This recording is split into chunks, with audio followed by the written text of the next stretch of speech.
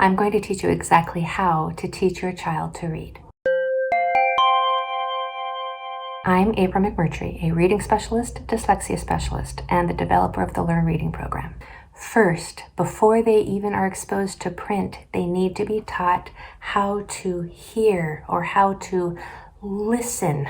That is a skill that needs to be developed. It's called phonological awareness. Phonological awareness can be developed by exposing your child to nursery rhymes.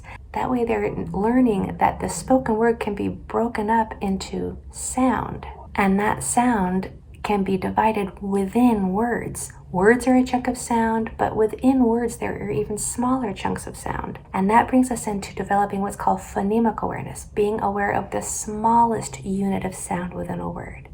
That's when they begin to realize that all of the sounds within a word are made up of phonemes. And that's when they will realize that cat has 3 sounds in it: k, a, and t. Phonemic awareness is the most important pre-reading skill you can develop in your child and strengthen as they continue their literacy journey. Even into adulthood, it's good to continue to strengthen that phonemic awareness. You can strengthen phonemic awareness by encouraging them to isolate all of the sounds within a word, and then eventually manipulating those sounds. For instance, a beginning level phonemic awareness exercise is to break off just the beginning sound within a word, making sure that if it's a 2-letter blend such as FL or BR, that second consonant is completely broken off. So the first sound is not full or brr. The first sound is f and b. Strengthening a student's phonemic awareness is the best thing you can do to strengthen their reading skills. If you would like to download a PDF of some phonemic awareness exercises, I have a link for you in the description below. Number 3 is how to teach sight words. True sight words are words that break typical phonetic patterns. They don't follow the rules, at least at the time that they would be exposed to them as emerging readers. Sight words need to be taught as units. Whole units, not a sum of its parts. In LRn&x, we circle them to remind our brain that that is a unit, and not to underline, which is also what we do when we decode a word, not to try to decode all of the sounds in a sight word. For instance, a student should not try to decode or sound out the word the, or who, or does. Those are true sight words, and we need to teach them as sight words and how to memorize them. If you want a list of 80 true sight words, I have a link for you in the description below, as well as activities and games to teach them. A child also needs to learn the correct sounds of the letters of the alphabet, or the phonemes that the graphemes will make. Phoneme is another name for a sound, as we talked about in phonemic awareness, that smallest unit of sound. And a grapheme is a letter or set of letters that makes that sound. It is vital that they learn the correct sounds of those graphemes and the correct shape that your mouth should be in when you pronounce those sounds. I have another YouTube video where I make all of the correct sounds of the alphabet and show you the correct mouth placement, and I have that link in the description for you below as well. Now we are ready to teach phonics. Phonics cannot be omitted or reduced in importance or taught as a side thought. Some programs teach phonics as a secondary, almost not quite necessity.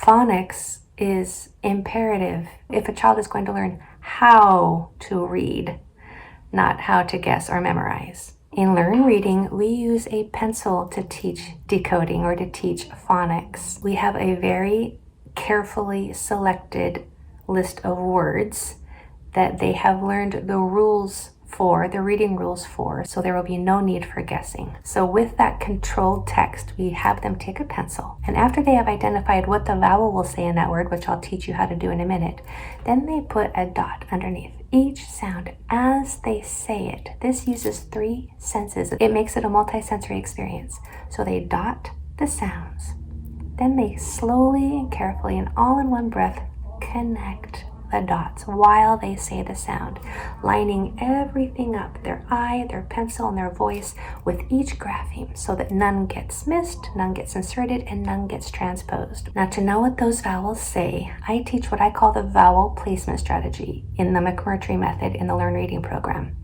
This is teaching them how to identify exactly what the vowel will say based on where it sits in the word and the letters that surround it. It is very clear, very understandable. There's no need for a student to wonder what a vowel will say. For instance, we teach them the tap to rule, which is when you come to a vowel, you tap the next two letters. If either one of them is another vowel, then the vowel that you are on will probably say its name or its long sound. If not, it will probably say its short sound.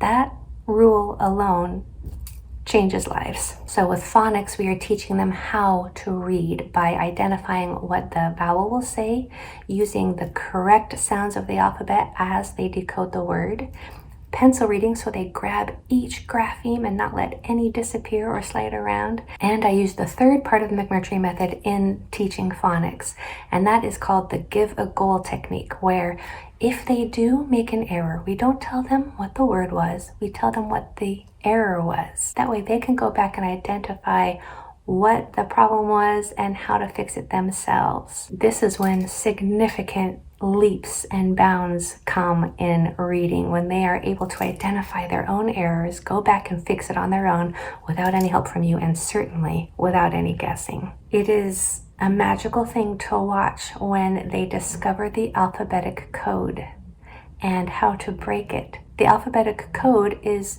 learning or discovering that those squiggly lines of print on a page represent the sounds that you hear when you speak, and that k, at that we say, those sounds are attached to letters or graphemes that represent that sound. And when you combine those sounds, they create a word in print that means the same thing as the spoken word. So put those word lists that they're now learning into connected text and build fluency.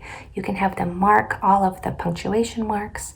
You can have them scan the text ahead of time and mark certain words that they feel should be emphasized, and then let them loose. Let them discover what it's like to read with expression and phrasing, paying attention to those punctuation marks, reading as if you were talking or as if you were speaking with a friend, and giving extra emphasis to words that you feel should be given special attention to. This is when reading becomes fun because they finally get it and it sounds good. It's also important to develop their vocabulary when they are reading.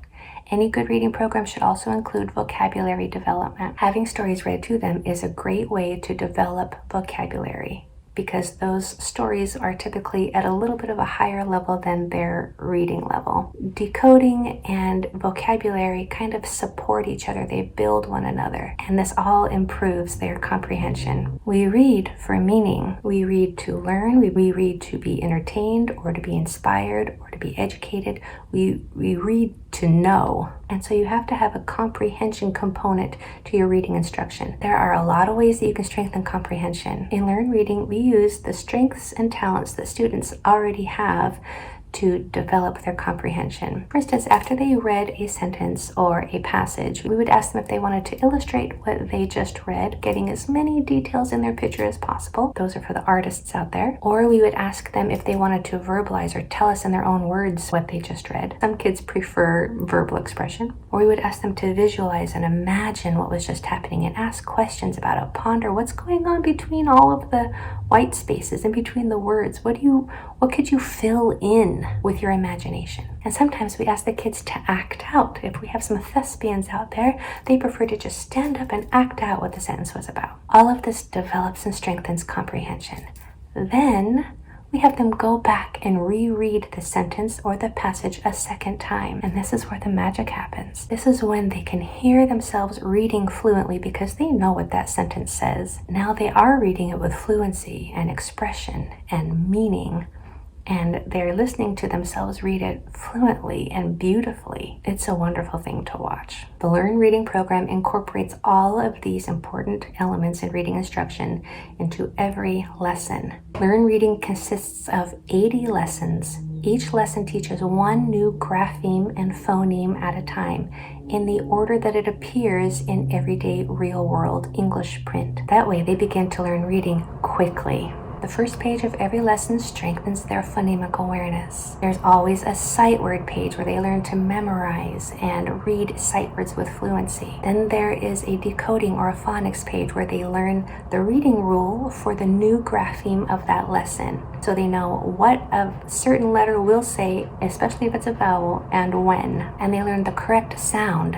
of the grapheme and the way that your mouth is shaped when you make that sound. They learn how to pencil read or to decode. They are taught the vowel placement strategy, or how to know exactly what the vowel is going to say, and how to use the tap 2 rule and a whole bunch of other reading hacks that we have in that program. And the tutor or teacher or parent that is working with them gives them a goal when they make a reading mistake so that they can go back and fix it on their own.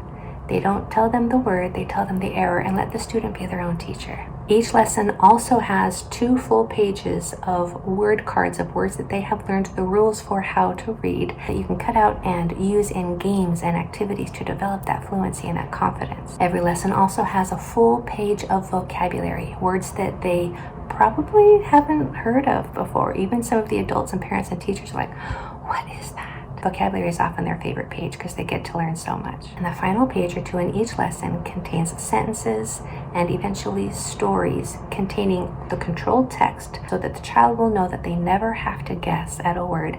They will know that if they have that pencil and they have the rules that they've been taught, they can read every word in there. They are given choices on how to develop their comprehension, if they want to illustrate what's happening or talk about it or act it out. And then those students get to hear themselves read really well. There is a link to a free lesson in the Learn Reading program in the description below. I invite you to try it out. Good things are coming for you and your reader.